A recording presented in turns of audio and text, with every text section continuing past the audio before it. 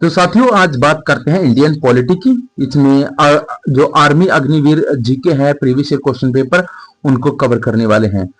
पहला क्वेश्चन है जो भारतीय संविधान कब लागू हुआ, तो ये सबको ही पता है 26 जनवरी 1950 को लागू हुआ था। मौलिक अधिकार संविधान के किस भाग में आते हैं, तो साथियों ये भाग 3 में आते हैं।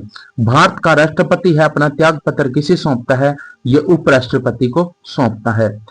राज्यसभा के सदस्यों का कार्यकाल कितना होता है, तो राज्यसभा के सदस्यों का कार्यकाल 6 वर्ष होता है।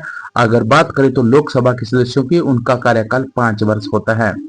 और राज्यसभा की एक बात और ध्यान ले, इसमें हर वर्ष 2/3 सदस्य हैं वो सेवानिवृत्त हो जाते हैं।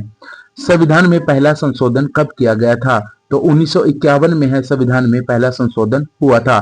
तो साथियों ये बताएं जो संविधान में पहला संशोधन हुआ था 1951 को, तो ये इसमें संशोधन में क्या हुआ था, क्या किया गया था, ये चीज बताएं। पहला संविधान संशोधन है वो किसको लेकर किया गया था।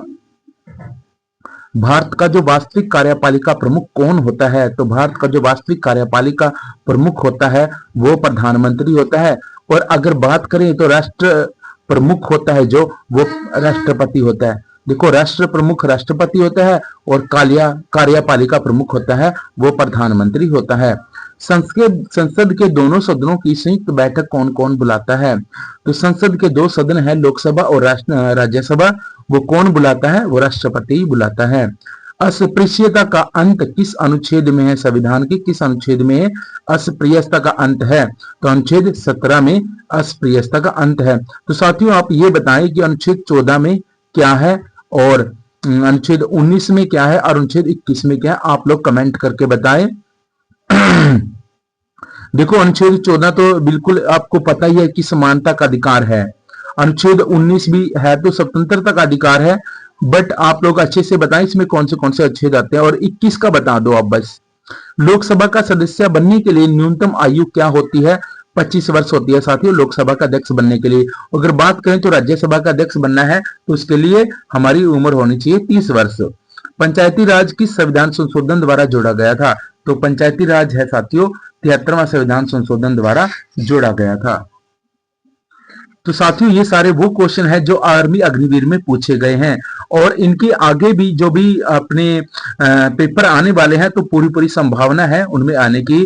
तो आप पेन कॉपी लेकर बैठिए और नोट करते रहिए ताकि इन फ्यूचर जब भी एग्जाम होगा तो आपके ये काम रहे। बल यानी फोर्स का एसआई मात्रक क्या है, तो बल या फोर्स का एसआई मात्रक न्यूटन माना गया है, यानी न्यूटन है। कोशिका का पावर हाउस किसे बोला गया है, तो माइटोकॉन्ड्रिया को कोशिका का पावर हाउस बोला गया है। अच्छा ये बताएं कि सबसे हल्की धातु कौन सी है, तो साथियों सबसे हल्की धातु जो चारों जो दिए गए हैं इनमें तो लिथियम है, बट सबसे हल्की धातु है ना वो आप दूसरी एक और है वो आप कमेंट करके बताएं। ध्वनि की चाल किसमें सबसे अधिक होती है, वेरी वेरी इंपॉर्टेंट क्वेश्चन इस्पात में। ये बहुत ज्यादा रिपीटेड क्वेश्चन है, बहुत ज्यादा रिपीटेड, हर एग्जाम में पूछा जाता है। ध्वनि की चाल किसमें सबसे अधिक होती है, तो इस्पात में सबसे अधिक होती है। मानव शरीर में सबसे बड़ी हड्डी कौन सी होती है, तो फीमर होती है, जांघ की हड्डी मानव शरीर की सबसे बड़ी हड्डी। और अगर आपसे ये पूछ ले कि मानव शरीर की सबसे छोटी हड्डी कौन सी है, तो आपने क्या बताना है, वो बताना है अपनी स्टेपिज हड्डी जो कि कान में पाई जाती है। तो कान में टोटल है कितनी हड्डी पाई जाती है साथियों ये भी बताए हैं। पानी का रासायनिक सूत्र क्या है, ये तो सबको पता ही है, H2 है पानी का रासायनिक सूत्र। सॉरी साथियों गला खराब है। प्रकाश वर्ष किसकी इकाई है, तो दूरी की है जो प्रकाश वर्ष इकाई मानी जाती है। विटामिन सी का सबसे अच्छा स्रोत क्या है, तो आंवला है। और विटामिन सी की कमी से कौन सा रोग होता है ये बताएं आप लोग। विटामिन सी का अच्छा स्रोत तो आपको पता है कि आंवला है, बट इसकी कमी से होने वाला जो रोग है वो स्कर्वी है साथियों। कौन सी गैस है ग्रीन हाउस प्रभाव के लिए मुख्य रूप से जिम्मेदार मानी गई है, तो कार्बन डाइऑक्साइड गैस है जो ग्रीन हाउस प्रभाव के लिए मुख्य जिम्मेवार मानी गई है। मानव रक्त का जो पीएच मान है वो कितना होता है, तो 7.4 होता है साथियों। अब ये बताएं जो मूत्र का पीएच मान होता है वो कितना होता है साथियों, मैं आगे बताऊंगा, पहले आप कमेंट करके। भारत का जो राष्ट्रीय गीत है वो कौन सा है, तो वंदे मातरम है जो भारत का राष्ट्रीय गीत है। ताजमहल कहाँ स्थित है साथियों? ताजमहल आगरा में। भाखड़ा नांगल बांध किस नदी पर बना है? सतलुज नदी पर बना है। और ये किसके द्वारा डेवलप किया गया था? ये चीज आप बताएं। यानी इसको एक नाम में, एक अन्य नाम से भी जाना जाता है। तो साथियों भाखड़ा जो नंगल बांध है वो छोटू राम है, सरदार छोटू राम, उसके कार्यकमलों के द्वारा ये बनाया गया था। बात करते हैं आगे। नई दिल्ली में स्थित अंतर्राष्ट्रीय हवाई अड्डे का नाम क्या है? तो इंदिरा गांधी अंतर्राष्ट्रीय हवाई अड्डा है नई दिल्ली में। रामचरितमानस के रचयिता कौन है? तो तुलसीदास है, जो रामचरितमानस के क्या माने गए हैं? रचयिता माने गए हैं। और सूर्य मंदिर है, यानी जिसको सन टेम्पल बोला गया, वो कहाँ पर स्थित है? तो कोणार्क उड़ीसा में स्थित है। अब बात करें तो सरदार सरोवर बांध है वो किस नदी पर है? सरदार सरोवर बांध नर्मदा नदी पर है। और ये सरदार सरोवर बांध है किसके ऊपर बनाया गया है? सरदार वल्लभ भाई पटेल के ऊपर बनाया गया है, जहां पर सरदार वल्लभ भाई पटेल की एक बहुत बड़ी मूर्ति लगा दी गई है। गीतांजलि पुस्तक के लेखक कौन है? तो रविंद्रनाथ टैगोर हैं, वो गीतांजलि पुस्तक के लेखक हैं। अशोक चक्र में कितनी तिलियां हैं? बेसिक सा क्वेश्चन है, 24 तिलियां मानी गई हैं। आप ये बताएं, अशोक चक्र में तो तिलियां पता है आपको 24 है, बट जो भारत का राष्ट्रीय ध्वज है उसकी लंबाई चौड़ाई कितनी मानी गई है? वो चीज आप कमेंट में बताएं। गेटवे ऑफ इंडिया कहाँ पर स्थित है? तो मुंबई में है गेटवे ऑफ इंडिया। और इसका निर्माण किसने किया था? ये चीज भी बताएं आप। ओलंपिक में पदक जीतने वाली प्रथम भारतीय महिला कौन थी? तो योग कर्णम मलेश्वरी थी ओलंपिक में पदक जीतने वाली पहली भारतीय महिला। हॉकी का जादूगर किसे कहा जाता है? तो सर ये तो सबको पता है, मेजर ध्यानचंद है जो कि हॉकी का जादूगर है। और भारत ने पहला क्रिकेट विश्व कप कब जीता था? तो 1983 में जीता था भारत ने पहला क्रिकेट विश्व कप। तो साथियों 1983 में ये बताएं, विकेट कप विश्व विकेट जो विकेट कप जीता था क्रिकेट कप, सॉरी मिस्टेक हुई, ये 1983 में किसकी कप्तानी में जीता था? ये चीज बताएं।